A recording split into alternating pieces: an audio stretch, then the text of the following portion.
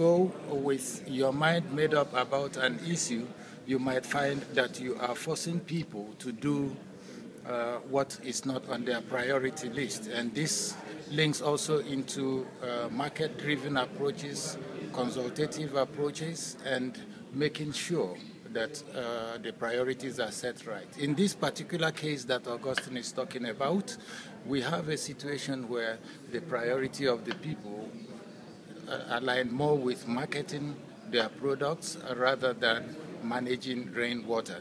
And they just ran with this once they found that the project was flexible enough to let them do what was actually a felt need. Mm-hmm. Do you think, you mentioned the project was flexible enough to let them do you think the project could have stopped them once it brought them together and the process was started? Do you think the originator maintains control over the platform, is the question I'm asking. My answer to that would be that these people were thankful that a method had been brought to them that showed them how to go about addressing their felt needs in a collective type of fashion. It might be that they would have continued, to go with it, even if the project decided at that point in time that if not water, they would not get it. Mm-hmm. What about issues of scale and taking it up to different dimensions? I think first that we should say something about the demand-driven approach, which we can all agree on that is a good one.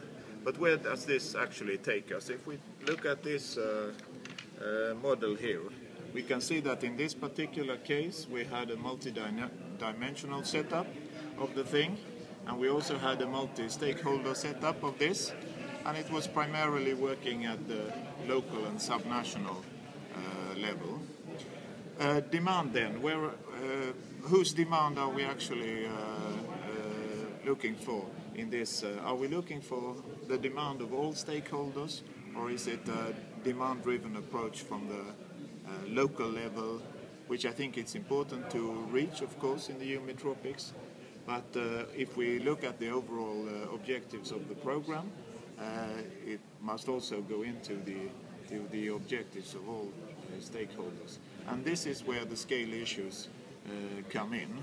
So the demands of the local level is not necessarily the same demands as at the national or subnational level, and even less so maybe at the international level, or if we say research or development, research has its own objectives, and sometimes they differ from the development objectives.